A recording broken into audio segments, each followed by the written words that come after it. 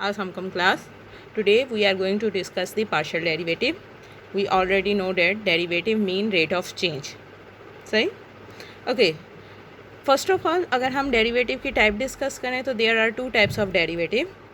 One is ordinary derivative, other is partial derivative. See, as you can see that one is ordinary derivative and other is partial derivative. सही? Ordinary derivative when function depend on one independent variable, mean if function depend on x only, right, then we apply partial or then we apply ordinary derivative. But if our function depend on two और more independent variable, दो या दो से ज़्यादा variables पे जब हमारा function depend करता है तो हम लोग वहाँ पे जो डेरिवेटिव की टाइप इस्तेमाल करते हैं वो हमारे पास कहलाती है पार्शियल डेरिवेटिव.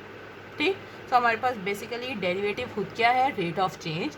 और आगे डेरिवेटिव्स की दो टाइप्स हैं, एक हमारे पास ऑर्डिनरी डेरिवेटिव, एक हमारे पास पार्शियल डेरिवेटिव. सही. ऑर्डिनरी डेरिवेटिव में इंडिपेंडेंट वेरिएबल जो होता है वो सिंगल होता है, जस्ट एक्स. सही. पार्शियल डेरिवेटिव में दो या दो से ज़्यादा डेरिवेटिव इंडिपेंडेंट डेरिवेटिव्स जो हैं वो हो सकते हैं.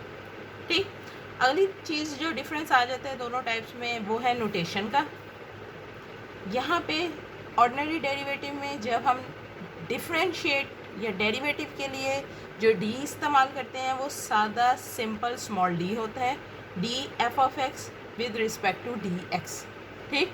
लेकिन जब हम पार्शियल में इस्तेमाल करते हैं डेरिवेटिव की नोटेशन तो वो हमारे पास बेंड हुई होते हैं. सही. Partial D, partial X, partial F. सही. सो हमारे पास दोनों की नोटेशन में it's a simple D, it's a partial. सही. अगली बात, partial F of X Y with respect to partial X को हम लोग एफ ऑफ सब्सक्रिप्ट एक्स के तौर पे भी लिख लेते हैं. मतलब एफ जिसका डेरिवेटिव लिया जा रहा है, एक्स जिसके हिसाब से लिया जा रहा है. और अगर कोई भी चीज़ इस नोटेशन में लिखी हो तो इसका मतलब कि ये जो डेरिवेटिव है ये पार्शियल डेरिवेटिव है. ऑर्डिनरी डेरिवेटिव को हम इस टर्म में नहीं लिखते. This is a notation for partial derivative. ठीक. ओके जी. पार्शियल डेरिवेटिव में हम लोगों ने ये देखा था कि अगर x के अलावा किसी भी वेरिएबल का डेरिवेटिव लिया जाता है तो वह हमारे पास पावर रूल की तरह अप्लाई होता है और D Y by D X अलहदा से बच जाता है. सही. लेकिन पार्शियल डेरिवेटिव में हम लोग जब भी x के अलावा किसी भी वेरिएबल का डेरिवेटिव लेंगे तो वो एग्जैक्टली ज़ीरो आ जाएगा. इसका मतलब कि वो y को इस वक्त एज अ कांस्टेंट ट्रीट करेगा. सही.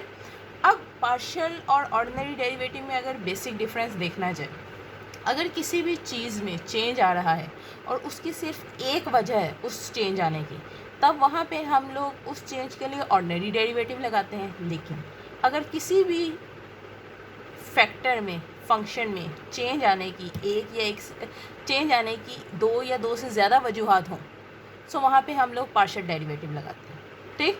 और जब हम पार्शियल डेरिवेटिव लगाते हैं तो हम एक वक्त में एक वेरिएबल को ट्रीट करते हैं, दूसरे को एज अ कांस्टेंट ट्रीट करते हैं. ठीक. एक वक्त में एक वेरिएबल के हिसाब से चेंज लेते हैं, बाकी सारे वेरिएबल्स को एज अ कांस्टेंट ट्रीट करते हैं. इसी तरह से जब y के हिसाब से पार्शियल डेरिवेटिव लूँगी तो x को हम लोग एज अ कांस्टेंट ट्रीट करेंगे. ठीक. ठीक है जी. नेक्स्ट टॉपिक हमारे पास आ जाता है चेन रूल का. मेरे पास कोई टू वेरिएबल फंक्शन है u, टू वेरिएबल, दो इंडिपेंडेंट वेरिएबल हैं x और y, और u हमारे पास टू वेरिएबल फंक्शन है. अब चेन रूल की हमारे पास दो टाइप्स हैं, this one and this one. यहाँ पहली और दूसरी टाइप में अगर तुम लोगों को बेसिक चीज़ जो डिफरेंस नज़र आ रहा है, यहाँ पे हम लोगों ने ऑर्डिनरी डेरिवेटिव लिया हुआ है, सादा डी. ठीक. और यहाँ पे हम लोगों ने पार्शियल डेरिवेटिव इस्तेमाल किया है. So basic difference chain rule में हमारे पास ये. ठीक. अब ये किस वक्त अप्लाई होते हैं और इसके क्या क्या फैक्टर होते हैं ये एग्जाम्पल के ज़रिए डिस्कस करते हैं. ओवरऑल अगर हम लोग जनरल बात करें, मेरे पास कोई फंक्शन है, टू वेरिएबल एक्स वाई पे डिपेंड कर रहे हैं यू, और आगे x और y भी डिपेंडेंट फंक्शन है t के. ठीक. इससे कोई एग्जांपल के तौर पे इस वाली केस के लिए एग्जांपल डिस्कस करते हैं. मेरे पास z है u की जगह पे, टू वेरिएबल फंक्शन इस वक्त x और y पे डिपेंड कर रहे हैं. सही. और इसके आगे x भी a t स्क्वायर और y भी 2at. यहाँ पे a जो है वो कोई कांस्टेंट है, ए कोई कांस्टेंट है, मतलब z बेसिकली फंक्शन है z ऑफ एक्स वाई का, ठीक, और x भी यहाँ पे फंक्शन है x ऑफ t का, मतलब t पे डिपेंड कर रहे हैं। इसी तरह से y भी फंक्शन है y ऑफ t का, ठीक, और मैंने यहाँ पे फाइंड करना है dz ओवर dt, मतलब z का डेरिवेटिव लेना है विद रिस्पेक्ट टू t।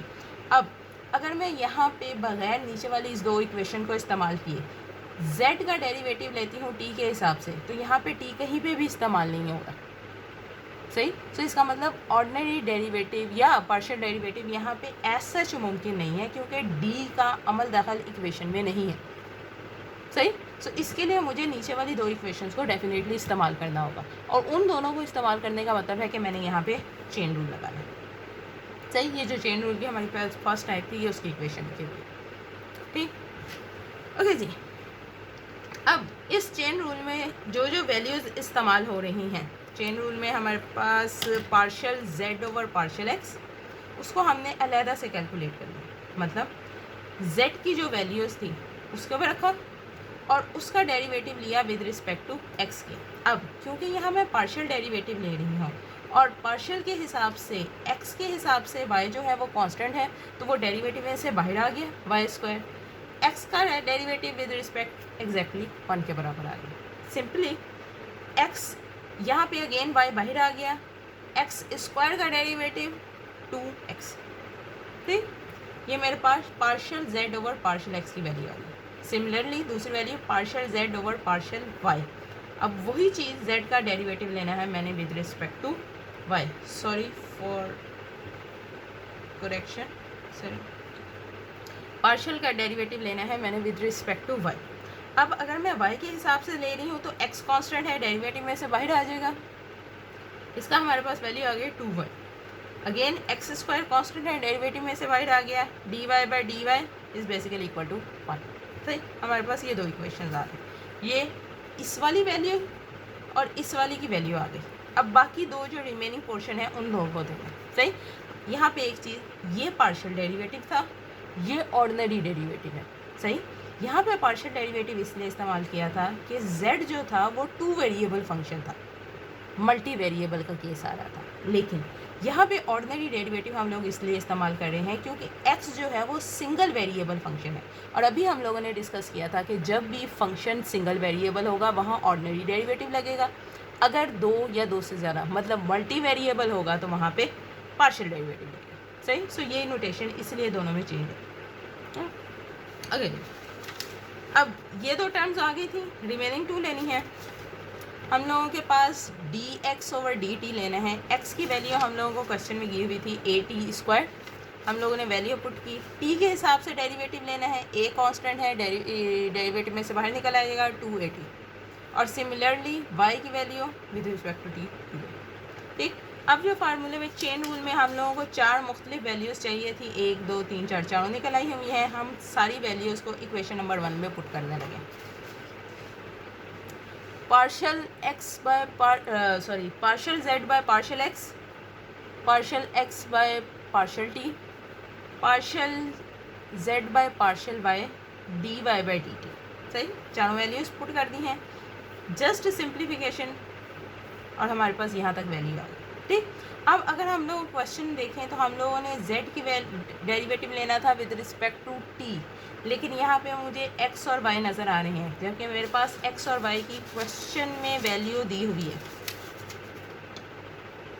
तो मैंने जहाँ जहाँ x आ रहा था वहाँ at स्क्वायर की वैल्यू पुट कर दी, जहाँ जहाँ y आ रहा था वहाँ 2at वैल्यू पुट कर दी। आगे जस्ट सिंप्लीफिकेशन है, हमारे पास z का डेरिवेटिव आ गया विद रिस्पेक्ट टू t के, और वो पूरा का पूरा टोटली t पे डिपेंड कर रहा है, इसके अलावा और कोई वेरिएबल जो है वो इक्वेशन में नज़र नहीं आ रहा, सही। ये हमारे पास चेन रूल का फर्स्ट एग्जांपल है, ठीक।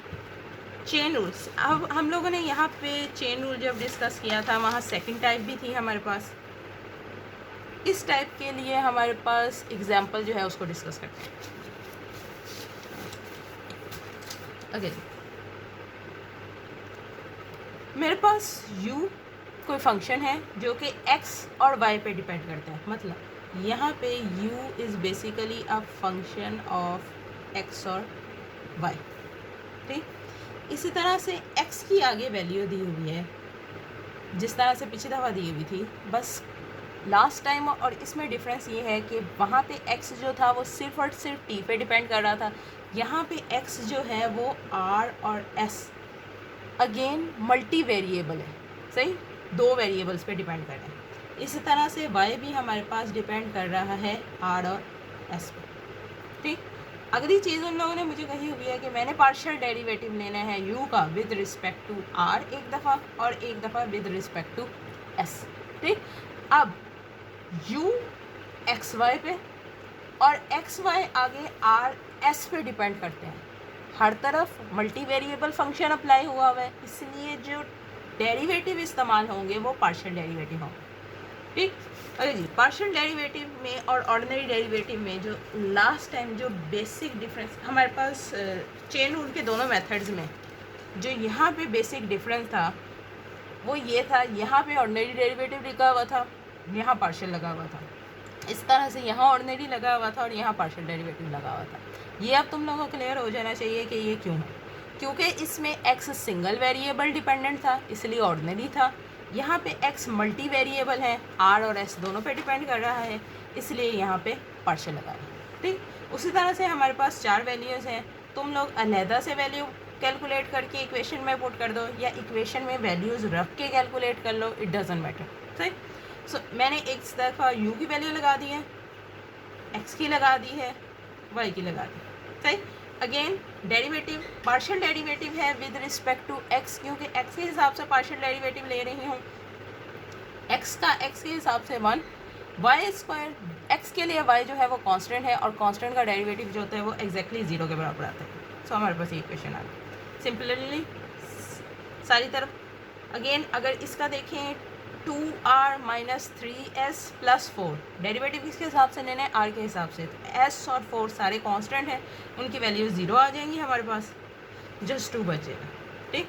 और ये हमारे पास कैलकुलेशन आ गई, ठीक। अब यहाँ पे हम लोगों ने अभी फाइंड किया है partial u by partial r के हिसाब से। अगर यही चीज़ s के हिसाब से कैलकुलेट करनी होगी तो हमारे पास ये वाला फार्मूला रहेगा। u में अगर हम लोग क्वेश्चन देखें तो u में डायरेक्ट s नहीं आ रहा था, x और y आ रहे थे, तो चेन रूल हम लोगों को क्या कहता है कि u का variable derivative with respect to x, then आगे x का derivative with respect to s, इसी तरह से u का derivative with respect to y, then y का विद रिस्पेक्ट टू x। इस क्योंकि u 2 वेरिएबल था, अगर 3 वेरिएबल होता तो यहाँ पे एक और टर्म ऐड हो जाएगी, u का derivative with respect to z, then z with respect to s, हमारे पास ये कैलकुलेशन आ जाएगी। ये तुम लोगों के लिए होमवर्क के लिए क्वेश्चन है, इसको ट्राई करना और हो सके तो मुझे इसका फीडबैक देना। Thank you.